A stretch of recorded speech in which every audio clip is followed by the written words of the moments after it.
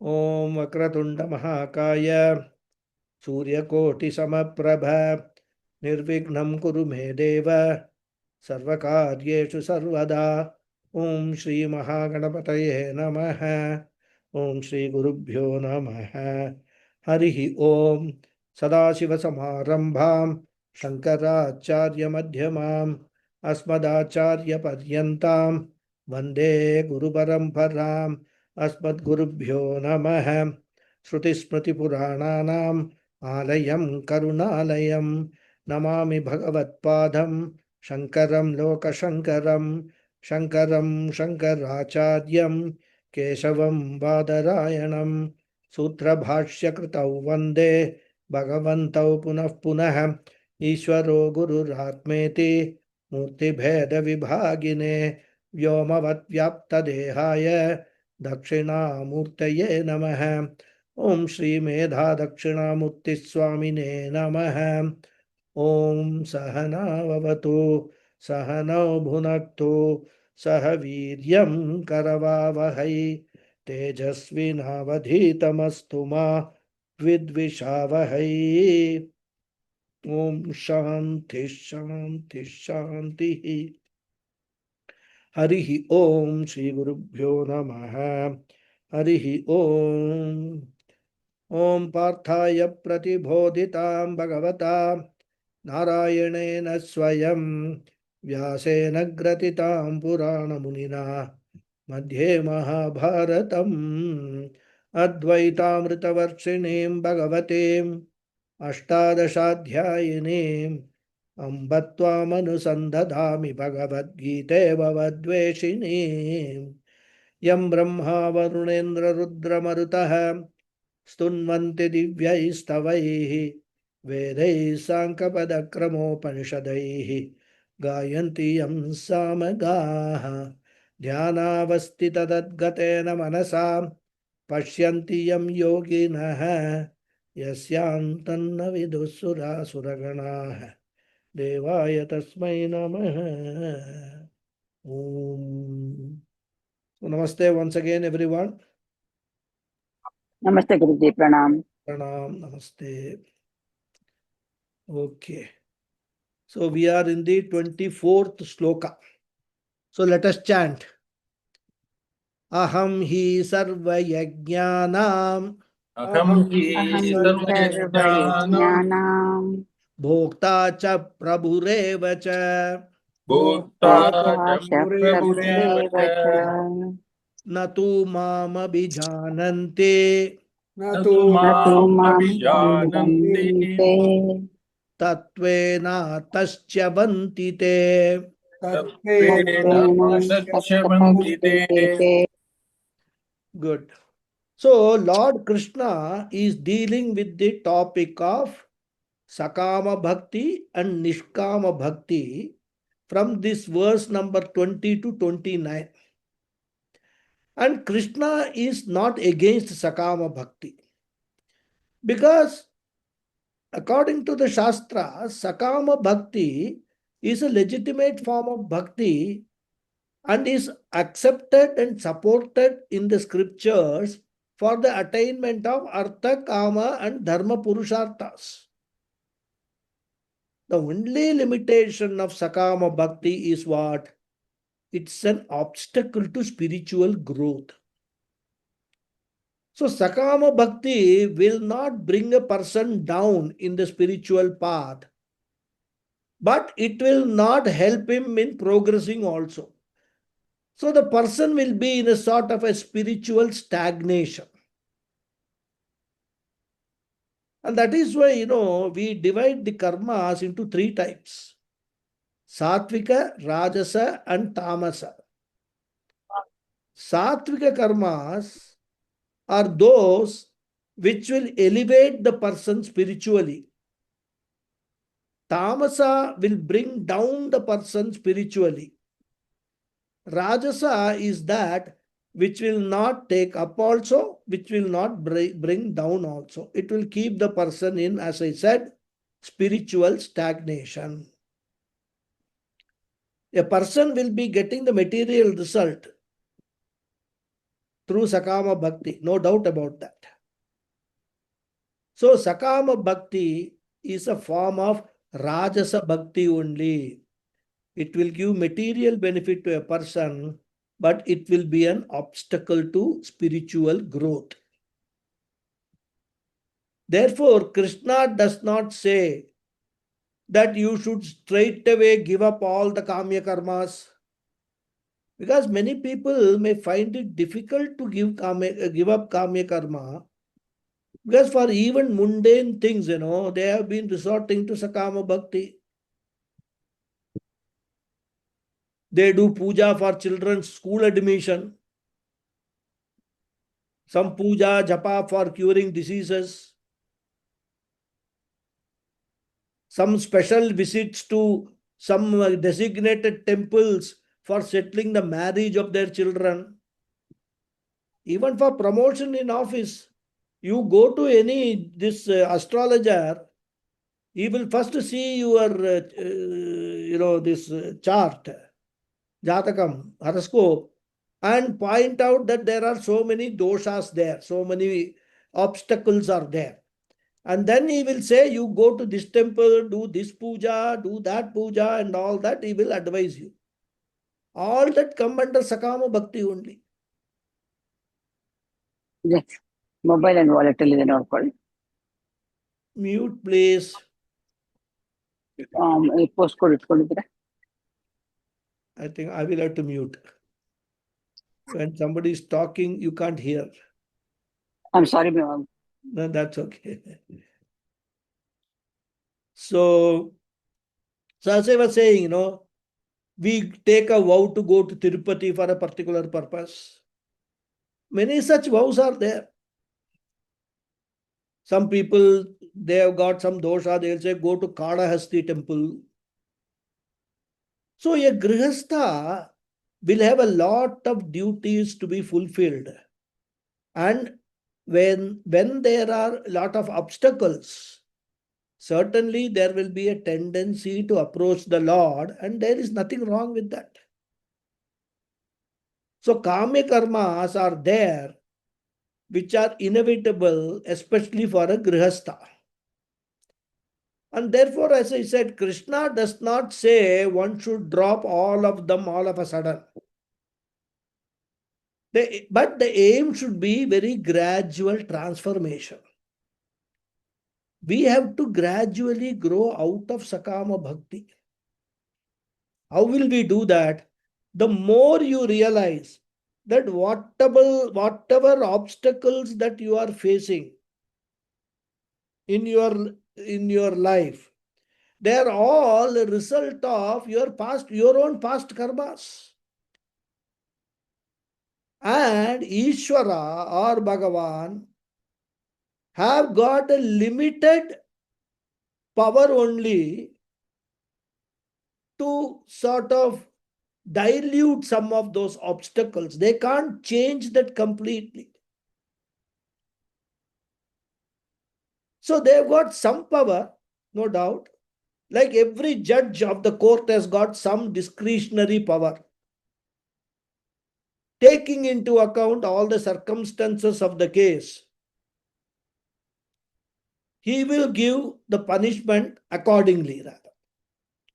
So similarly, Bhagavan also will take all the circumstances of the need for you to have performed adharmic karmas, which has resulted in papas, which has resulted in these obstacles.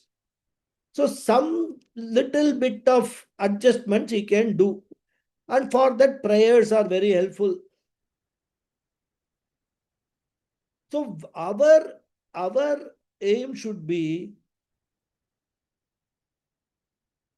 to pray for two things. One is, hey Bhagavan, to the extent possible, please dilute the obstacles which are coming in my way of my achieving all the material benefits or material objectives. That is one part. Second part is, hey Bhagavan, please take care of the obstacles which may come in my spiritual path. Therefore, there should be a gradual transformation. A Sakama Bhakti should be gradually transformed into Nishkama Bhakti. Of course, the negative tamasic karmas, the Nishiddha karmas, which will harm others, they should be dropped straight away. All types of papa oriented karma should be dropped straight away. But kamya karma should be gradually reduced. And as I said, through gradual reduction, they should be replaced by nishkama karma or sattvika karma, which means I utilize the karma for my spiritual growth. So if at all I ask something from the Lord, I say, Jnana Vairagya Siddhyartham or Chitta Suddhyartham or Shastra Vicharartham or Nididhyasana Praptyartham, Jnana Nishta Siddhyartham, Shastra Avismaranartham. Avisparanam is very important. Avisparanam means not forgetting. So I am attending all these Gita classes for all these last 4 years. If I keep forgetting what I have learned earlier, what is the point in attending the classes? So you pray to Bhagavad.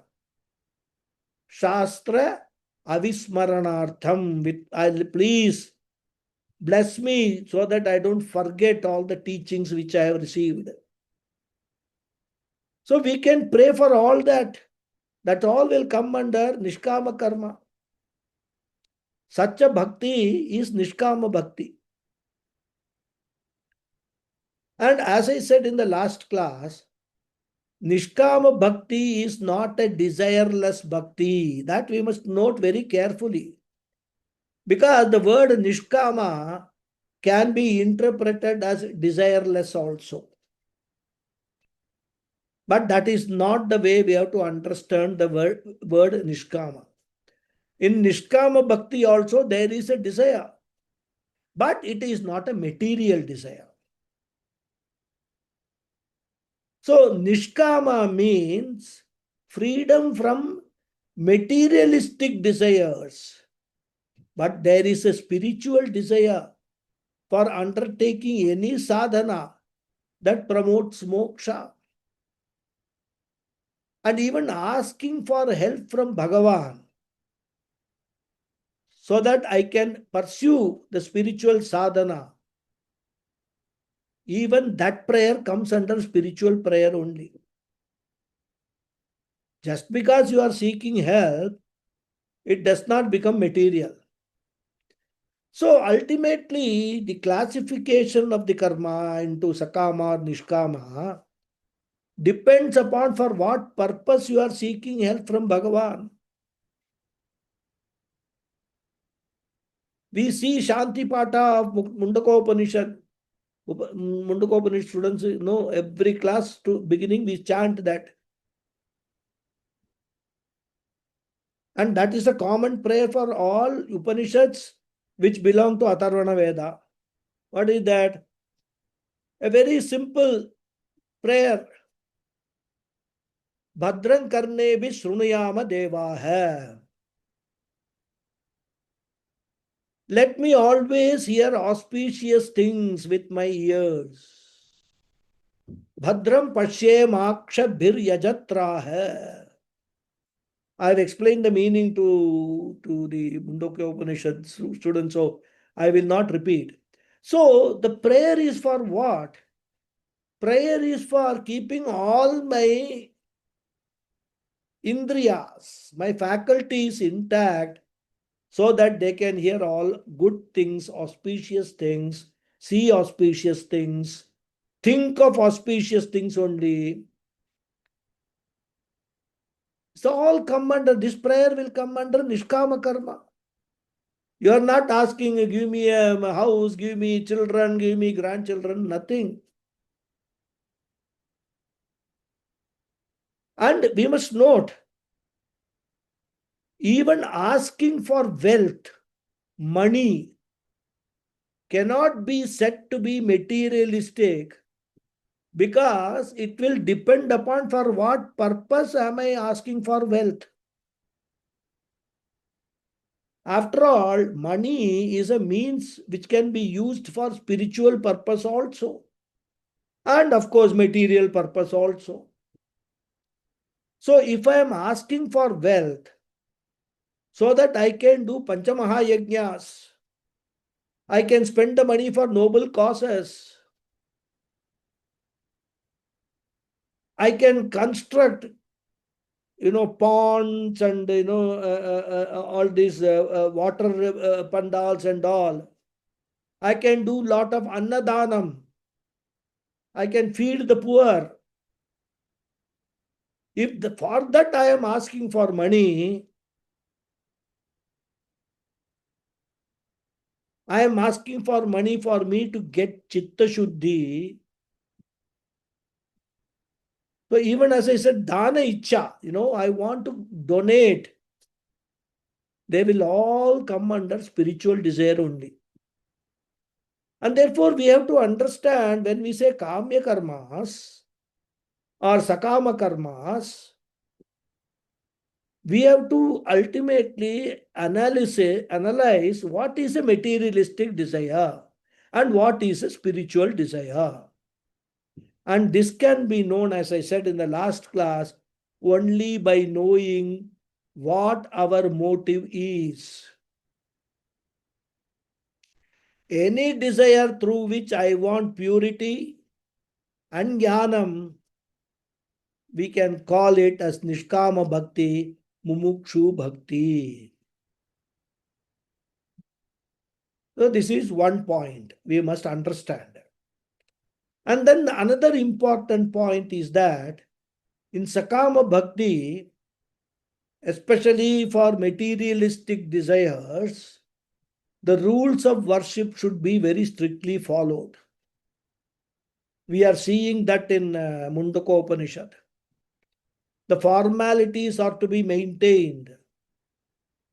And if not, if the karmas are not performed strictly as per the Shastra prescriptions, then the Sakama Puja may not give the result. Some cases it may even become counterproductive. As I said, this idea we are right now seeing in Mundaka Upanishad also. Whereas when it is Nishkama Bhakti and Puja with Nishkama Bhakti attitude, all rules and regulations become secondary. The bhava, the attitude becomes important. So when two people who love each other extremely well, like mother and son or mother and daughter, and when they meet, what formality is there? Isn't it? There's no formality. When there is some distance only, you have to follow the protocol, procedure, etc. So for a mumukshu bhakta, the bhakti for the Lord is of a different type of dimension. That also we have to understand. So these are some of the points which we have to bear in mind in the context of Sakama Bhakti and Nishkama Bhakti. They are very important points to understand. So now let us come back to the shloka under discussion. Krishna says that, unaware of my real nature, blissfully ignorant of my potential to bless people with the infinite, people engage in Sakama Bhakti and seek finite things. They seek to worship my name and form. And also, they opt to worship God in different names and forms without the knowledge that all prayers offered to all forms of Bhagavan, all forms of Ishvara, ultimately are received by me alone. I alone am the enjoyer and the Lord of all the yajnas. And people worship the other devatas seeking finite things. Those devatas also have to come to me, and I alone give them the power to bless their devotees. And all this because most people are aware of my real nature, my formless Chaitanya Swarupam, attributeless Purna Swarupam. So in these slokas, Krishna is not talking at Krishna the king or Krishna Arjuna's friend. He is talking as Krishna the Chaitanya Swarupam, Krishna the consciousness. And therefore, even if they worship me, leaving the other devatas, even if they worship me in my finite form, in my Apurna Swarupam, they do not ask for infinite because they do not know my higher nature. And therefore, even after coming to me, they ask for what? Some petty things. Give me this, give me that. They think that by getting all those things, they will get ananda in life without understanding why happiness comes, what is the mechanism because of which we sometimes feel happy and all. They have no understanding at all. So even they know Krishna. There are two Krishnas, one lower nature, one higher nature. They don't know. They have no knowledge of my higher nature. They approach me with my lower nature and seek petty things rather. In fact, Swami Paramatmananda relates a beautiful story. It seems there was a milkman who did a lot of tapas. And Lord came and asked him what he wanted. So the milkman said, see, I am actually milking the cows. And every day I get the milk and sell it. But the problem is the cows also can become sick. So I am not able to get the milk that I want from the cows. So what I want, Bhagavan, is I want a permanent source of milk. Lord said, you have done so much tapas, I am really impressed. Tathastu. And he created a huge lake of milk, clean milk, pure milk, cow milk. And the Lord said, this lake will not only give you all the milk that you want, but you can go on taking and distributing and selling this milk. The level of milk in the lake will remain the same. It will not become less. It will not get depleted. Milkman was extremely happy naturally. His Sakama Bhakti has paid off. So he said, wonderful Bhagavan, thank you very much. You have blessed me. So having said that, the Lord disappeared. But immediately the milkman called the Lord again and said, oh Lord, I forgot to ask another important boon. Lord said, what is that? He said, if I have got this much milk, pure lake of milk, you should also bless me with another lake of water. Because for regular supply, I need water also to mix with the milk for selling it. So this is the case with almost everyone. We want Bhagavan to do everything for us. At least water, he could have left it, he said, okay, give me milk, I can go and fetch the water myself from a river or somewhere. No, that also he wants Bhagavan to give.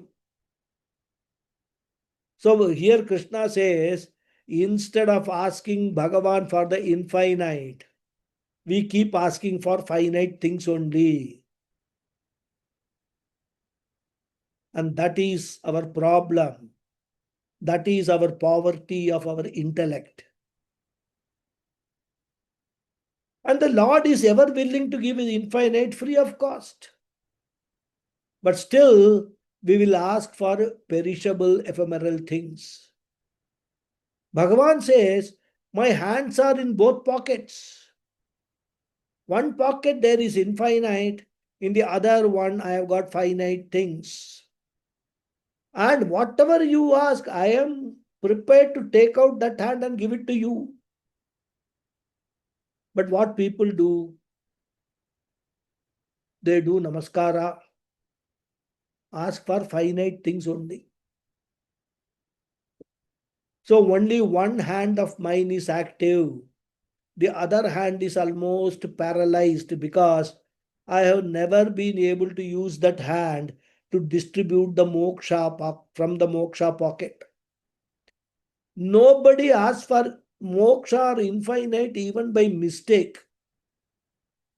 Therefore, Krishna is disappointed and he says, Te chavanti, they fall. Having come to me, having got an opportunity for asking the infinite, they do not ask out of sheer indiscrimination, sheer foolishness, sheer poverty of the intellect, they do not ask. Therefore, they fall into samsara. So here, chavanti means fall. We should not take it literally. What it means is they will fall into the samsara chakra. Punarapi jananam, punarapi mananam will continue. They will never ever even think of moksha. And Krishna continues. We will chant. Yanti deva vrata devan. Yanti deva pradam devam. All others. Yanti deva vrata devan. Yati deva pratateva. I only wonder whether people are going to sleep in this class. No. Yeah, Vedanta is such a subject No. that he induce sleep. No. Anyway. I missed the page and took on Okay. 26, verse 26 Okay. instead of Just 25. joking, just joking. No, it's okay. Because this is something, especially in Gurukulam, if there's a class in the afternoon after lunch, you can be sure that nobody will be listening. Almost everybody will be half asleep rather. So that is why, they never used to have till 4:30 in the afternoon, no serious Vedanta class. They will have some Sanskrit tutorial and all that, where the teacher will not allow you to sleep. He will ask you questions. You will have to be alert to answer it rather. Anyway, that is aside. Okay. We'll again start. Yanti deva vrata devan. Yanti Yanti deva deva vrata pradam deva. devam. Pratateva. पितॄन् यान्ति पितृव्रताः Pitrun Pitrun yanti yanti pitrun pitrun vrata. vrata. भूतानि यान्ति भूतेज्या Bhutan Bhutani yanti bhuteja. यान्ति मद्याजिनोऽपि माम्. Yanti Yanti madhyajino imam. madhyajinotinam. So I'll give you the Anvaya. Devavrata, it's a very simple Anvaya. Devavrata hai yanti devan. पितृव्रता है यान्ति पितॄन्. भूत इज्या है यान्ति भूतानि अपि मत याजिन है यान्ति माम. Very simple Anvaya. So Devavrata hai, worshippers of God. Yanti Devan, reach the gods. Pitruvrata hai, worshippers of ancestors. Yanti Pitrun, reach the ancestors. Bhutejya, Bhuta Ijya, worshippers of Bhutas. Bhutas are lower than Devatas but higher than humans. Bhuta Ganas, we say, no? Yanti Bhutani, reach the Bhutas. Api and Matyajina hai, my worshippers, yanti mam, reach me. So those who worship gods, devatas, reach the gods. Worshipper of ancestors, pitris, reach the ancestors. Worshippers of bhutas, reach the bhutas. And my worshippers reach me. That is the simple meaning of this shloka. So when we see the previous shloka, there could be a question. Okay, people are ignorant, and because of that, they do not ask for the infinite moksha. I can understand that.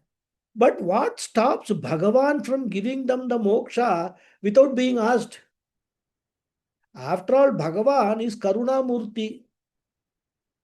And in his compassion, he can grant the infinite without asking. Isn't it?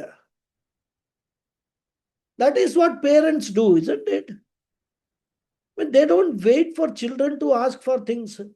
Of course, these days children, even parents would not have thought of giving.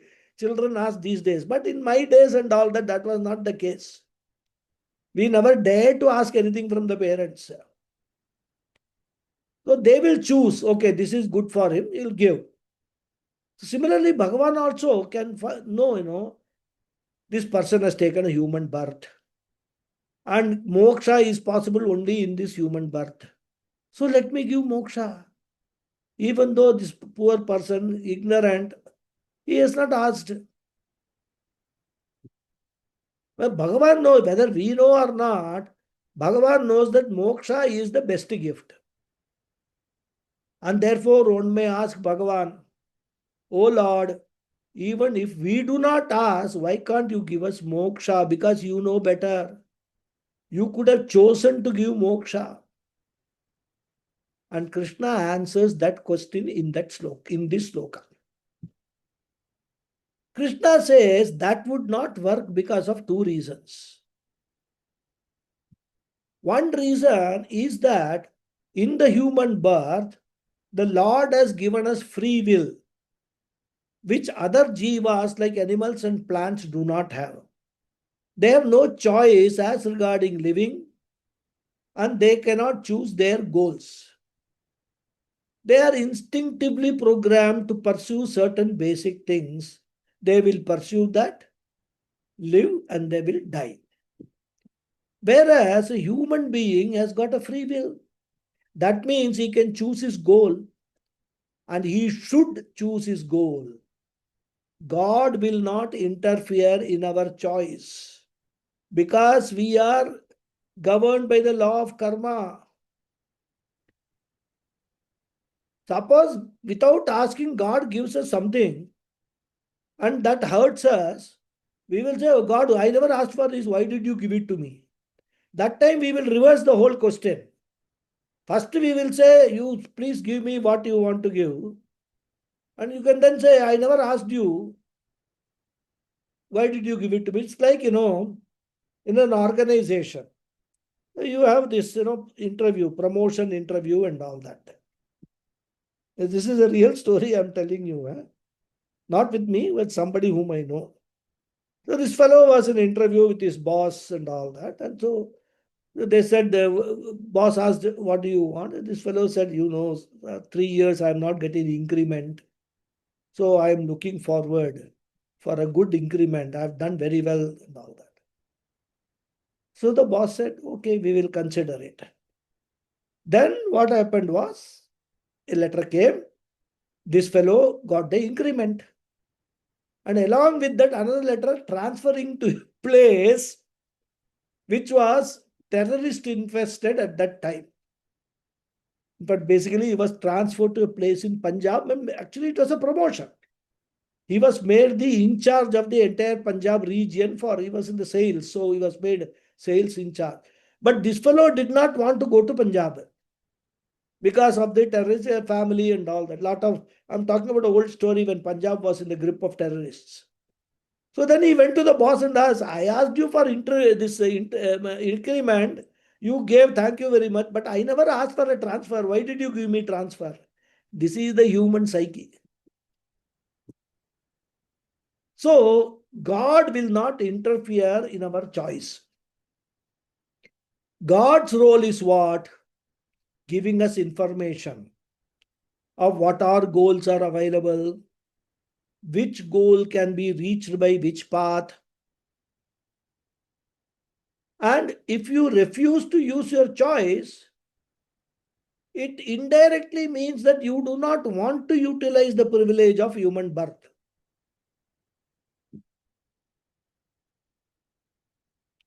And if you refuse to utilize the privilege of human birth, indirectly you are telling Bhagavan, you are declaring that to you it makes no difference whether it is a human birth or animal birth. You will even go to Bhagavan and say, "Oh Lord, see how happy the animals are. They have no duties, no responsibilities. As long as they get their food, they are happy. They roam about everywhere freely. They go and bite whomever they want to bite. And the case goes to Supreme Court. Supreme Court also says animals have got freedom to do what they want."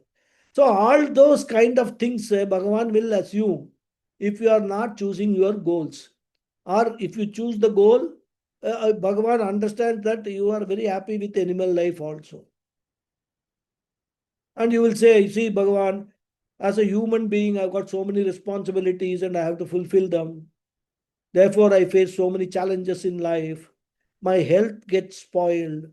Emotionally, I am driven to depression. So, what great thing is achieved as a human being? I feel that an animal birth is better than a human being. And that too, if I am born as a dog in some film star's house, nothing like it." Then God will say, "Even giving you an animal birth is not in my hands, Baba. That is also determined by your stock of karmas only. The choices that you have made in your previous human births. The result of those choices you will have to experience." And he will say that is why the choice of what kind of birth you want is in your own hands. Even when you are born as a human being, you alone can choose what your goal in life is. You alone can decide if you want moksha or some material possession or sensory pleasures or a lake of milk and lake of water, etc. And Bhagavan will further say, "See, I have provided the life manual in the form of Vedas and Bhagavad Gita and other scriptures. You should read the manual, shape your life according to the goals that you choose." Bhagavan further says that, of course, whatever goal you choose, I can assist you in reaching that goal. But the choice should be yours. Effort also should be yours. I cannot play any role in that. Therefore, if you want me to give you moksha, first of all, you should choose moksha as your goal and refer to the manual which I have given you as to how to go about in reaching your goal. And this is one reason why my giving moksha without asking will not work. And the second reason is, suppose you do not choose moksha and God gives moksha. As I said on that increment and transfer case, what will happen? You will start complaining. You will ask me, "When I have not asked for you moksha, why are you imposing that on me? I have a free will. Let me choose what I want." You may be thinking that moksha is best for me, but I may not think like that. Like, we see that very commonly amongst teenagers these days. Earlier days and all, our parents used to determine what subjects we have to take, what course in life we have to pursue, including engineering, medical, and all. That decision was our parents. They used to tell us and we will just follow. That's all. We will not even think for a moment whether we are eligible for all that, whether we are capable of doing all that. But these days, you go and tell a teenager, see, now I have seen doing what is that, browsing on your cell phone night to 12 o'clock, 1 o'clock. This way you will spoil your health, this, that, and all. You try to tell him, he will say, Dad, I know what I am doing. I know what is best for me. So you please all keep all your advices to yourself. He will say, please do not interfere in what I am doing. Similarly, you will say, let me set my own goals in life. And God, please do not interfere in my decisions. And then you will add, God, the maximum that you can do is, whatever goal I choose, you can bless me. Assist me in reaching that goal. In short, what are you telling God? Mind your own business. Therefore, God cannot give moksha if you are not ready to receive it. As I said, such conversations happen between parents and children all the time, especially teenagers. Very difficult age, teenage these days. All that when we had children who were in teenage, this was not so serious. But I'm seeing the next generation totally on their own, rather. Anyway, so therefore Krishna says, what you want, you have to choose. I am willing to assist you. And therefore he says, Deva Vrataha Devan Yanti. Worshippers of Devatas will get only the result of Devata Prapti or anything equivalent to that. Like worshippers of Lakshmi will get what? Lakshmi symbolizing wealth. And that is why we see in shops, restaurants, why even in many offices in India, a photo of Lakshmi deity will be there. And not just any ordinary photo. In the photo, Lakshmi will be sitting on a lotus flower, holding a tilted pot in her hands. Gold coins will be flowing down from the pot. That is the goal of that doing that business. Therefore, whoever worships the devatas for whatever they want, they will get that. Deva vrataha devan yanti. Then pitru vrataha pitrun yanti. Worshippers of ancestors, pitru devatas, they will go to pitru lokas and get those benefits. In fact, pitru loka is considered a temporary and intermediate world located between earth and higher heavens, where the ancestors reside before beginning their journey for rebirth or ascending to higher spiritual lokas. The jivas in Pitraloka are believed to be sustained by offerings and prayers of their living descendants. It is also considered in the Shastra as a Swarga only, but a lower level of Swarga. And this sloka actually is based on a famous Upanishadic statement, tam yatha yatha upasate tadeva bhavati. When whatever you worship unknowingly, you will become that.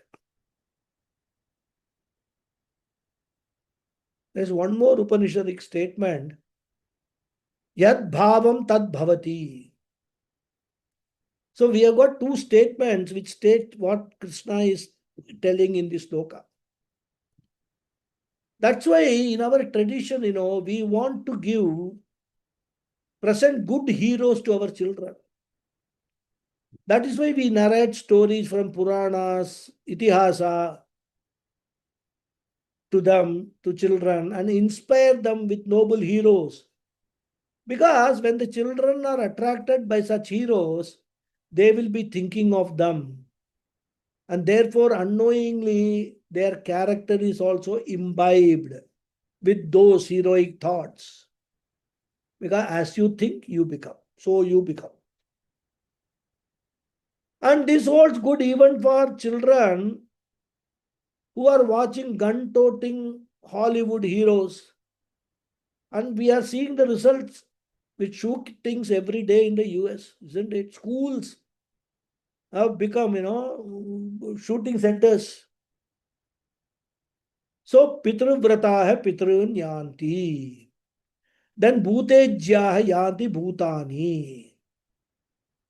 Bhutejya are worshippers of Bhutaganas. They are considered to be tamasic deities.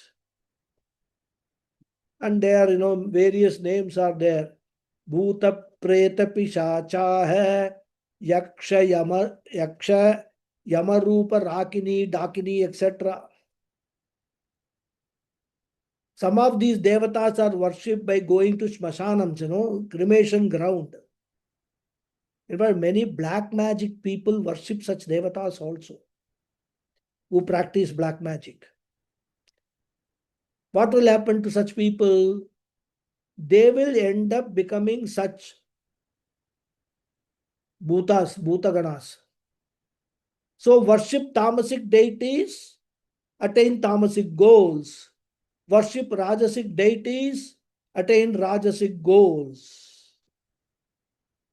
And Krishna says, whereas Matyajinaha yanti mam, those who worship me, who represents Brahman, Satyam Jnanam Anantam Brahman, who represents Moksha, Purnatvam, Shanti, Madhyajinaha, Mam Yanti, they will come to me only.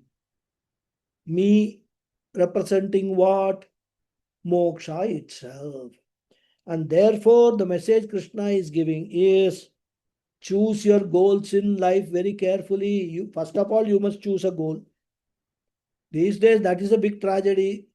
People even don't know what their goals in life are. They are just going on like, a boat adrift on in the high seas.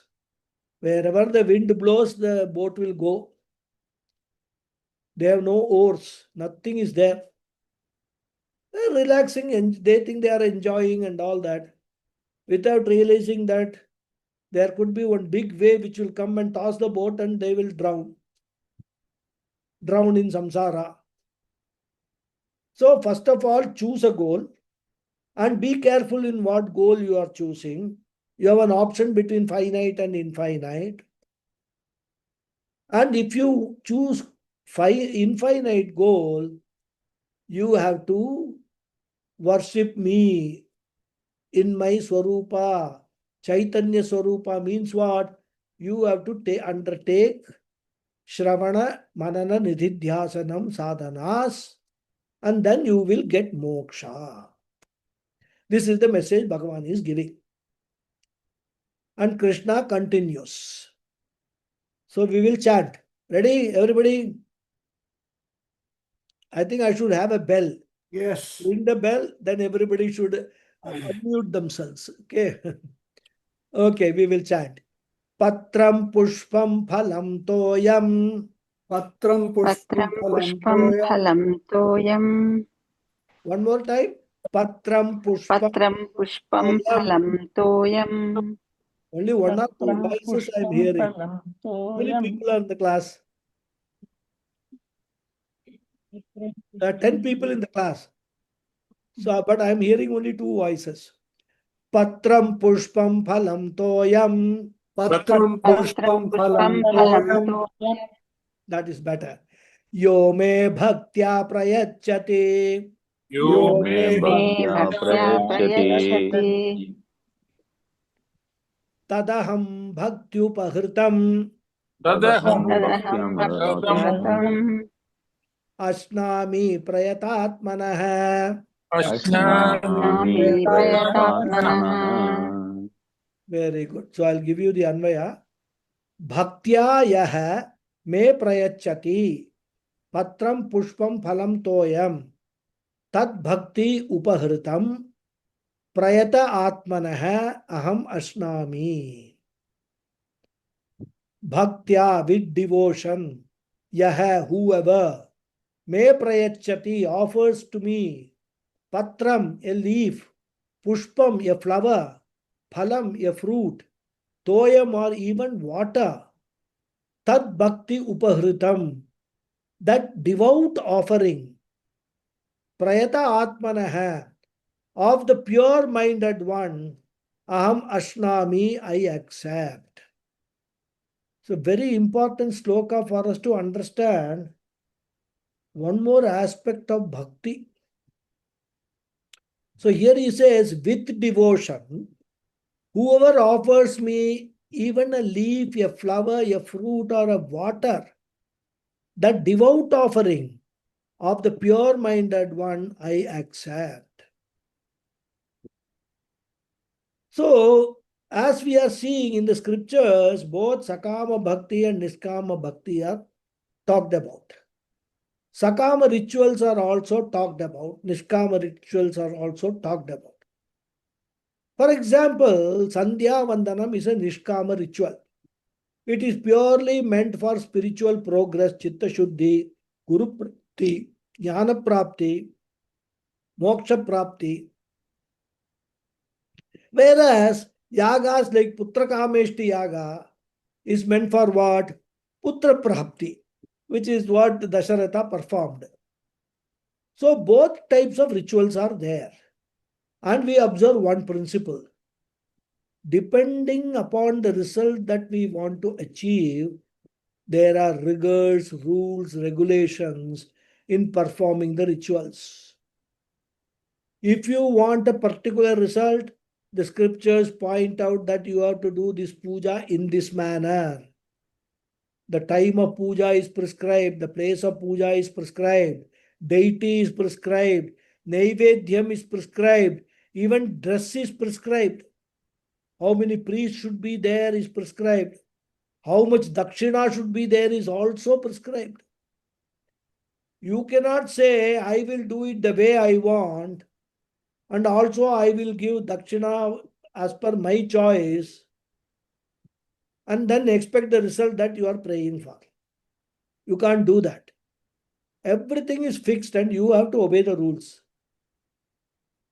If you violate any rule, two results. One is you will not get the result.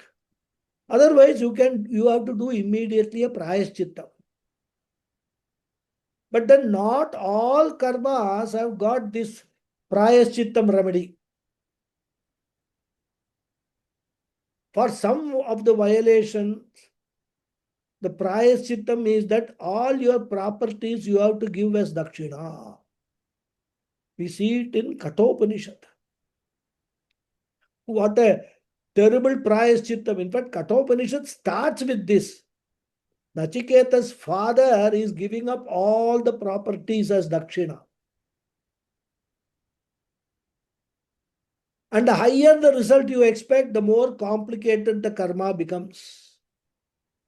So the general principle is that the higher the benefit that you seek, the more complicated, involved, and complex the rituals are. So naturally, what we will think, when we want infinite result, we will think that puja will be the most complicated, because for finite things itself there is so much complication. What about infinite? Very, very complicated pujas which I may not be even able to perform.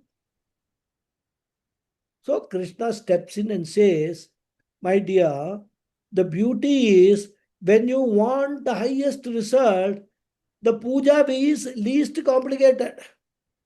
In fact, there is no complication at all. It is the simplest puja. Sakama Bhakti involves maximum number of rules, whereas in Nishkama Bhakti, all the rules are relaxed, loosened. You can do any number of mistakes. Not that, of course, you should do the mistakes. Suppose you are chanting Vishnu Sahasranama. If you are chanting for a particular result, then you have to observe all the rules. And if you do not observe, you may not get the result.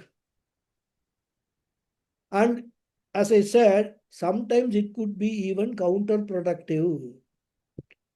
But suppose you are chanting the very same Sahasranama for the sake of Chitta Shuddhi, Guru Prapti or Moksha Prapti, any number of mistakes you commit, it does not matter. But there is one condition. What is that? Your motive should not be any one of the finite. It should be to gain the infinite. And once such a motive is there, Krishna says, Patram Pushpam Phalam Toyam Prayachati. A Nishkama Bhakta, who is a Mumukshu Bhakta, who wants God as a result of his puja, he can offer anything. There are no preconditions. A Nishkama Bhakta can offer a patram, a leaf like tulasi, vilva, any leaf. Even a mango leaf you can offer. Pushpam, any flower. Phalam, any fruit. Toyam, even a spoonful of water. Nishkama Bhakta can offer any one of them. And to actually emphasize this idea only, they have included in Ganesha Chaturthi Puja all sorts of flowers and leaves, etc., including grass. You can pray to Bhagavan and offer any of those things, no problem at all. As long as your goal remains Nishkama. So what is important in this offering? Bhaktya prayachati. Here Bhaktya means Nishkama Bhaktya prayachati. Now if you refer to the four types of bhaktas, which Krishna, bhaktis which Krishna talked about in the 7th chapter, which type of bhakti this comes under? If it is Artha or Arthati, it will come under Sakama Bhakti. And of course, we are not talking about Jnani here. Therefore, Jnana Bhakti is also ruled out. So, if three are ruled out, what is left?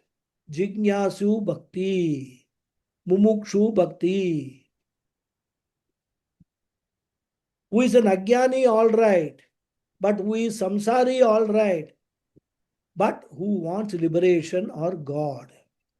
Therefore, Bhaktya, Nishkama Bhaktya Prayachati. That is the condition.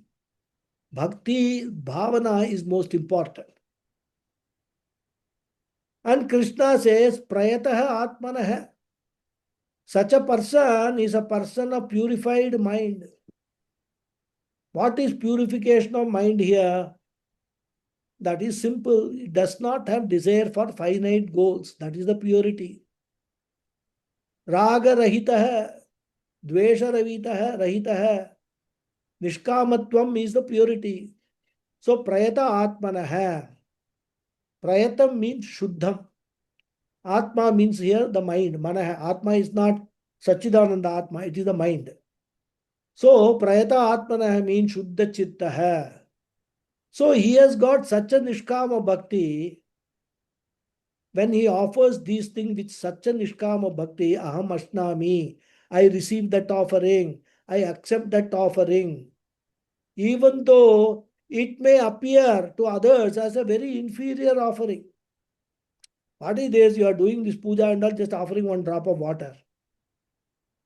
But Krishna says, that's not a problem with me. I receive that offering because it is being offered with Bhakti Upahritam. It is offered with love for me. When you worship the Lord for the sake of worldly end, your love is for the end, as we discussed in the context of this 22nd sloka.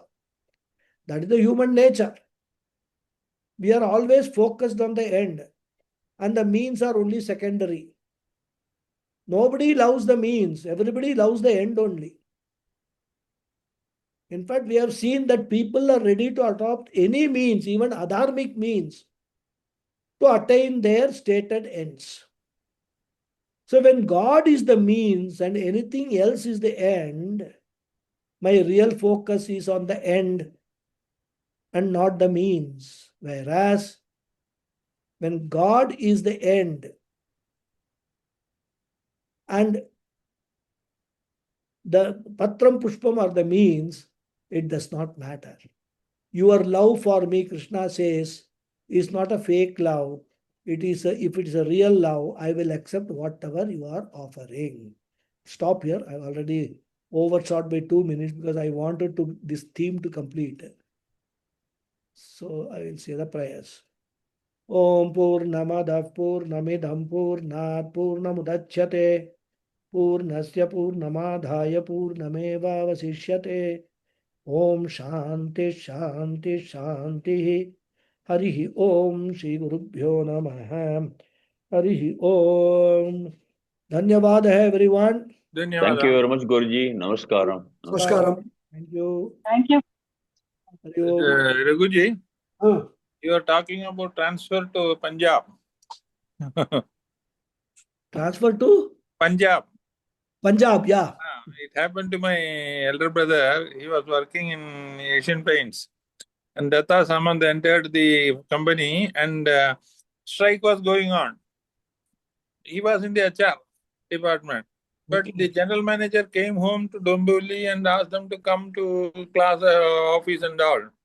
He said, I can't come because these are all violent people. Because previously it was Sivasena only. They were managing by giving money. The Datta Samant was at that time a fast growing union Yeah, yeah. leader. Yeah. So because he didn't go to the factory because of the strike, they transferred him to Jalandhar. Oh, 1978. Then after so much this thing and all, he resigned the job. yeah. Thereafter, he got into Videocon. Okay, okay. Then it was a very nice journey after. It was a 4 or 5 people staff. At that time, it was a maximum 10 people staff. Videocon was in 1978. Okay. Then it became an all that big, great company. Yes, I narrated the story, which is a real happening. It happened. This fellow asked for promotion and he was transferred to Chandigarh. This happened because many people, because he was in the HR department and he didn't go, they transferred him to Jalandhar. So he had to leave. It was a good thing actually. Yeah, that is how karma acts, It will appear as obstacle to us. Because he had served many years at that time by Asian Paints. It was very near Bandup only, Dumbuli to Bandup. It was there. He could come at 5, 6 o'clock at home. Right. But this Videocon was in Maker Tables and all, and he had to come. And there's no timings also. But he was a good position later. He was the right-hand man of Doots. Okay. Venugopal Doots. Very good, very good. Okay, just information. Yeah, thank you, thank you. Yes, any other question? No hands are going up. Does that mean that there are no questions? I can close the class? Thank you, Guruji. Pranam. It was a very nice class. I'm sorry about the disturbance. I'm traveling, so I could not help speaking. And I'd forgotten to mute myself after chanting the shloka. One of the second shloka is, I think, everybody's favorite, Patram Pushpam Phalam Toyam. It's such a wonderful shloka and makes you so humble. And thank you so much, Guruji. Hari Om. Thank you. Thank you. Thank you all. See you next week. Thank you, Guruji. Hari Om. Thank you. Thank you. Thank you, Guruji. Thank you.